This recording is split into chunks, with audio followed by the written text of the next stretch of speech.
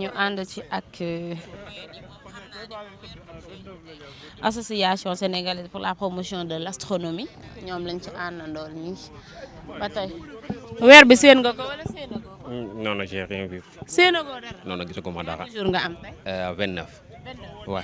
da ngay woot. incha allah incha allah. mu mottali 30. fas nañ ko yéene de comme gisuñu ba fu mu toll nii 5 minutes la ñuy dese ci affaire bi. 5 minutes waaw te fu mu toll nii bon pour Dakar. wante nag mun naam ñeneen ñi nekkee feneen gis mais fu mu toll nii ñun fi ñu jàkkaarloo nii nuages yi ñu gis ak angle bi muy tëddee nii yaakaar mën nañu gis weer bi ak weer bi tuuti waayam parce que 1 degré lay def 1 degré de luminosité xam nga loolu bëriwul waaw donc fu mu toll nii moom waaw nañu yéene kii waat rek nañu yéene waat xëdd rek waaw. yàlla baax na mais mbayeen yeeg sàmbeen bu ñu la déggee dinañ am lu leen metti de koor gi yàlla baax na ba tey ñu. waaw jaay ba léegi boo xoolee ñu ngi ci recherche yi ba léegi bàyyeeguñu di xool affaire yi waa jaay di xoolal.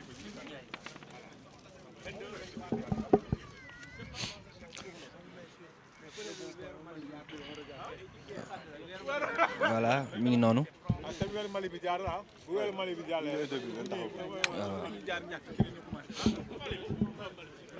xoolal.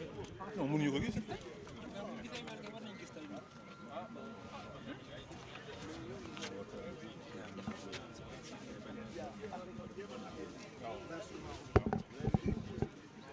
waaw weer bi moom en tout cas fu mu toll nii moom gis ko ñun fii ñu nekk gis ko du doon lu yomb parce que am na ay nuages yu muur fi ñuy xoolee yor nañu ay télescope ak yor nañu ay jumelles yooyu mais weer bee ngi gën a tëdd ginnaaw naaj bi parce que moom 35 minutes ginnaaw naaj bi day tëdd te naaj bi tëdd na sànq li si des bëreetul si ñun fu mu toll nii du doon lu yomb wante nag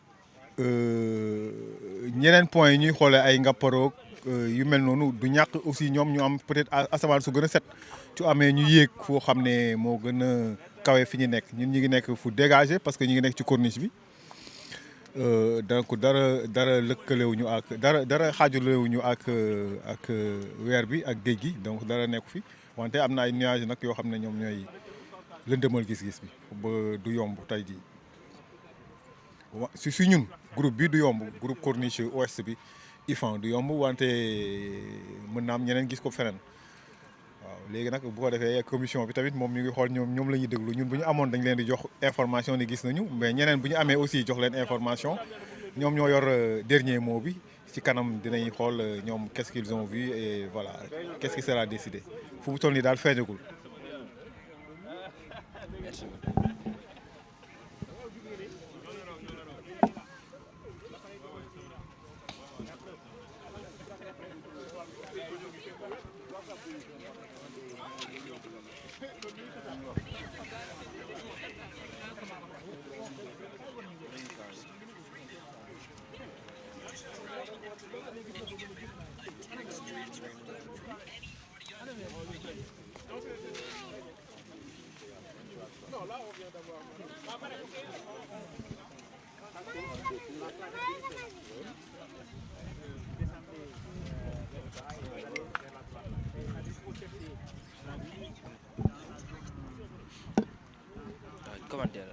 voilà ba tey ñu ngi noonu gisaguñu weer bi xaaral ma.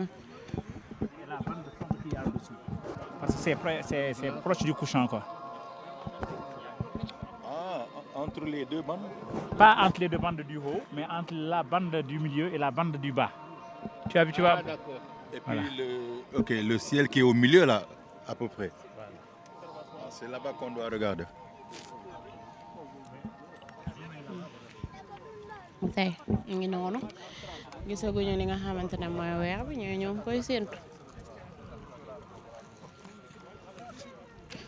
voilà ñu noonu. Saturne, on ne peut pas voir actuellement Saturne parce que c'est très proche du Soleil aussi. Le Soleil est couché. Mais la Lune, elle est là. Elle va.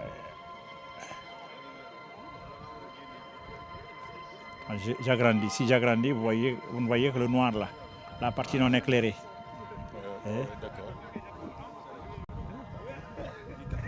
Vous voyez la partie non éclairée de la Lune. Mais le croissant, il est tellement fin que maintenant c'est... La Lune normale. mu mel ni voilà ba tey Vous avez 19h55, hein? Oui. Le coucher.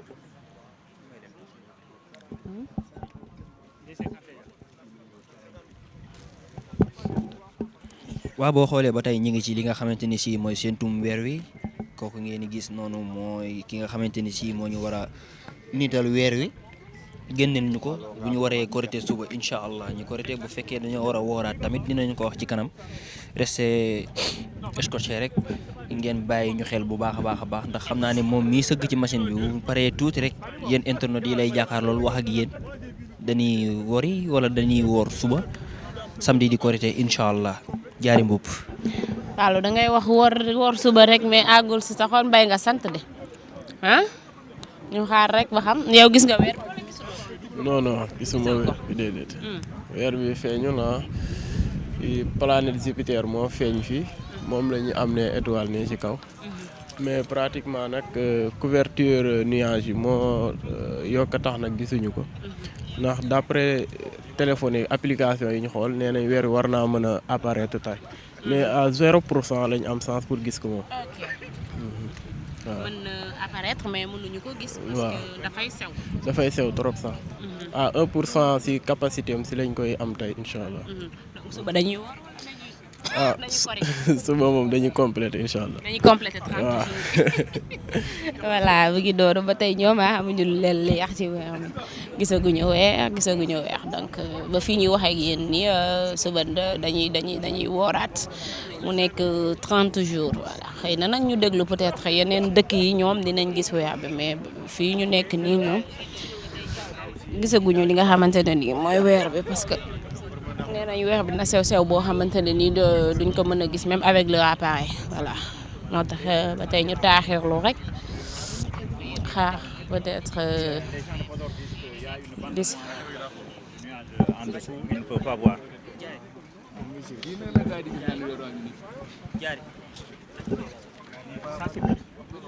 salaam ba tey ba tey gisaguñu. Alors, on est à quelques minutes de la fin de l'observation. Il y a ici une bande noirâtre qui empêche l'observation, en tout cas du croissant. Et on peut en conclure ici qu'on n'a pas vu le croissant dans cet état. Voilà. J'avais aussi des gens qui observaient à partir de Podor. Ils m'ont fait savoir qu'à Podor, il y a aussi une bande de nuages vers l'horizon et qu'ils n'ont pas pu voir la Lune. Voilà, donc c'est cela. Et à 19h53, ce n'est pas la peine de continuer à observer parce que la Lune s'est déjà couchée à partir de 19h53. Ce n'est plus la peine de continuer à observer. Comme on l'avait dit dans le communiqué, le croissant est très mince. Il ne faisait même pas 1%. Il ne faisait même pas 1%. Alors que pour qu'un croissant lunaire soit observable à l'œil nu, il doit faire au moins 1%. Avec un âge minimum de 15 heures. Là, on voulait compter sur l'âge parce que la Lune est âgée de 17 heures et 58 minutes, presque 18 heures de temps. Et le minimum, c'était 15 heures. Donc, elle a l'âge qu'il faut pour être observée. Mais la surface éclairée qui se présente à nous aujourd'hui est d'un peu moins de 1%. Donc, c'est un croissant extrêmement difficile à voir à l'œil nu. Voilà. Et maintenant, on aurait pu aussi l'observer avec les appareils, pourvu qu'il n'y ait pas de nuages. Ici, on a une bande nuageuse qui nous empêche de voir le croissant. Alors, pour ceux qui observeront demain, ils constateront que la Lune va se coucher 1h32 après le coucher du Soleil. 1h32 après le coucher du Soleil, la Lune va se coucher. Cela signifie qu'elle sera assez haute. Elle aura 1 jour et 18 heures de temps d'âge, donc presque 2 jours de truc. C'est cela, quoi. Voilà. Maintenant, on laissera les gens prendre des décisions. Excusez-moi, celui-là, on lui avait demandé d'observer. Donc, nous donnons l'information Et il y a disons, d'autres instances, d'autres institutions qui peuvent parler de la date de la Korité. Voilà. Mais on ne dit pas aux gens priez demain ou priez après-demain. On vous dit que la lune est là, le croissant lunaire est là. Même si on ne l'a pas observé, c'est un croissant très mince. Et que demain aussi, le croissant sera là, c'est forcément, parce qu'il est là aujourd'hui.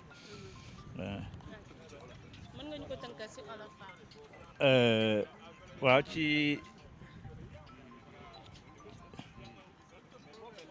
ci olof dinañu wax ni que li ñu santoon def nañ ko mooy ñëw séntu weer bi génni nañu pour séntu weer bi ak bëtu neen séntu nañ ko tamit ak ay appareil wante bésu tey bi xam nañu ne que weer bi mu ngi fii wante sewaayam tollu na si fi nga xam ne fii pour gis ko day jafe fala budde kii asamaan si leer nañ pour nga am chance mun ko gis ñun fi ñu nekkoon fii ci université ci corniche université dafa am ay niir yi nekk ci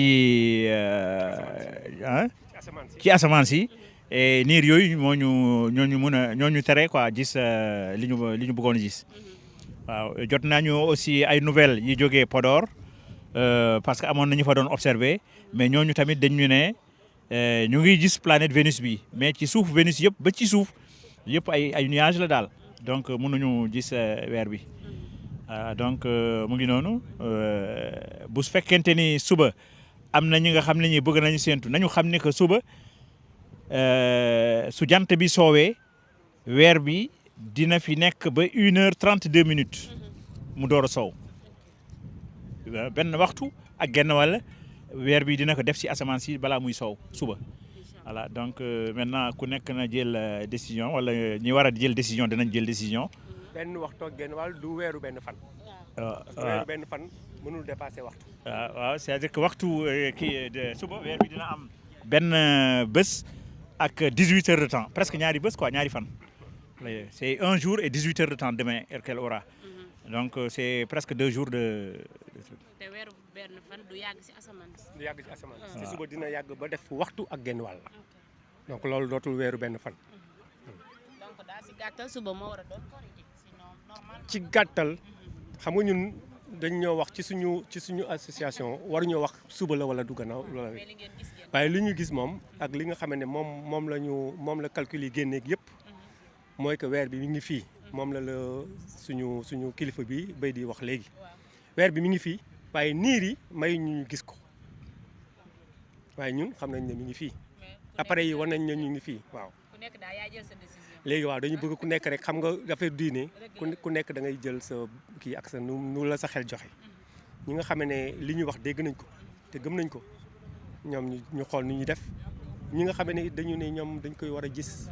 ñoom it ñu bàyyi leen ñu gis ko loolu ñun mooy suñu doctrine te duñ ci wàcc te loolu la ñuy doxal mooy li bàyyi day wax léegi ku nekk da ngay jël sa responsabilité. voilà sant nañu ñëpp gërëm nañu ñëpp parce que def nañu li ñu waroon def. li ci des mbirum yàlla. voilà. ok merci beaucoup. allez merci. voilà comme ni ngeen ko gisee ñoo ngi àndoon ak voilà comme ni ngeen ko gisee. ñoo ngi àndoon ak ñi nga xamante ne nii association sénégalaise pour la promotion de l'astronomie voilà ñu àndoon ak ñoom nag ngir séntu leen li ngeen xamante ne mooy weer bi ci gàttal ñoom ñu ne weer bi mu ngi fi mais gisuñu ko donc cela veut dire que mooy weer bi feeñ na mais ñoom ñooy décider que ni nit ñi dañuy wori wala woriwuñu nit ñi ñoom ku nekk rek yow yaay xool li la doy nga def ko. voilà c'est ça voilà loolu lañ leen indiloon ñu àndoon ci ak ki nga xamante ñu àndoon ci ak comme ni ma leen ko waxee sànq ñu leen di jaajëfal ba beneen yoon voilà merci beaucoup.